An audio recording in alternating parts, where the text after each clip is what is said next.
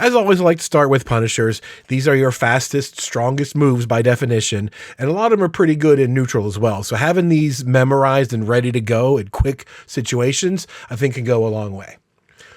At 10 frames, Lili, like most characters, has a 1-2 punch that's a natural combo. It doesn't do much damage. She also has some extensions with 1-2-3 as a low, 1-2-4 as a mid. These are okay at best. 1-2-3 might hit people if they forget it exists, especially if you use 2-3 a lot in battle, and that kind of varies the timing of when that low comes. It's still not a lot. The most players are going to just take care of that and low parry it or whatever without fear. 1-2-4 might catch people napping once in a while. I don't think that can be sidestepped on hit, and it's safe on block, but there's no real reason to do it. I don't think too many people are going to go for anything in the middle of getting punished. However, she has a much better option for 10 frames, which is 1-1.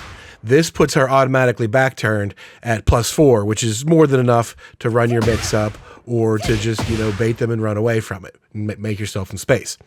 In addition to that, she has 2-4. This is also 10 frames and it knocks down in wall splats. And you think that's just better all around, except the range is very bad on this. If you watch when I just press a 2 jab, Lili's toe lands dead center in the stage there, right? If I press a 1 jab, her toe is 6 inches further forward, and that makes a difference. There's going to be a lot of things on block that she can't punish with 2-4 because the pushback is too hard. You got to stick to 1-2. So what that means for 2-4 is I think this is better suited for interrupting quick situations, like some other character that cancels and transitions into a stance or whatever, and you can jab them out of it. 2-4 is probably better than that because they're close by. Otherwise, you got to be careful about that whiffing because it's high, and if they sense that, they'll duck you right away. So be careful about the range with 2-4. Otherwise, stick to 1-2 and some shenanigans if you like. 12 frame, Lili has a unique knockdown mid, which is kind of rare in the game. She also has forward 2-3. This is also very good. Its only problem is that it's a high. So if you have a move that kind of recovers in a crouching state for your opponent, this will miss. 13 frames isn't about damage. Back 2-1 is about the mix-ups you get. This has an extension to follow up with. You can hold back to turn around, or you can hold forward to do glide. They both have the same frame advantage on hit. It's +7, which is pretty good. Good enough to run a mix-up unfettered. So you got to take your pick. You can get a lot of mileage out of this, changing up what you do, being fresh, cancel the do glide, sidestep, do it again, Be crazy, do cool stuff. With +7 on hit from a punish situation, you've got enough to go for whatever your heart desires without worrying about the consequences, right? You got to do that from time to time. And then up to 15, she has a hop kick. Standard type hop kick. Pretty decent evasion and excellent range, but it's a basic hop kick nonetheless. -13, 15 on startup. So basic 15 frame launch there. Her down forward 2 is 16 in launches. Not really any different, to be honest.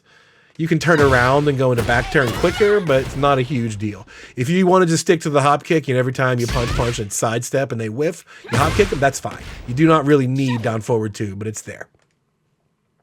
As far as crouching punishes go, her while standing forward 11 frames knocks down and is safe itself, so that's always good.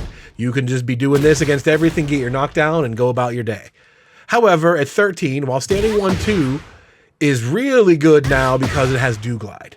It used to be okay before.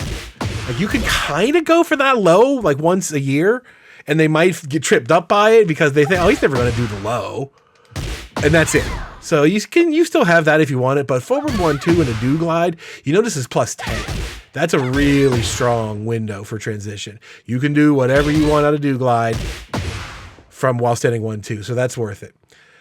14, you have full crouch down forward 1. Just 25 damage and a knockdown. So it's a little bit more than that if you want it. If you got like a low that's exactly 14, you can go for that. It's cool. It'll wall splat as well. The while standing 4 will not wall splat. It's designed not to. Full crouch down forward 1 will, so that's a big difference. And at 15, you can hop kick because that's an up forward input, so you have that as your option. Or her her old while standing 3 is now an automatic tornado launcher. You don't really ever want to do the 4, right? You're giving up your whole combo. Just stick to the 3 and, do the combo from there. So that's actually 15 frames now in an automatic tornado. So that's pretty decent. Does a nice damage. That's a good option to have. It's just, if your muscle memory says use while standing punishes versus lows, you can go ahead and do that. Your muscle memory says hop kick, you can do that either. Pretty interchangeable. 16 frames, her while standing 2 is basically the same conditions down forward 2. You don't need this, but it's there if you want to learn it. It does yield a slightly higher launch, so you can do some different combos like that, but we'll cover that in the combo section. Otherwise, it's a decent launcher, but you don't really need it in light of the other ones.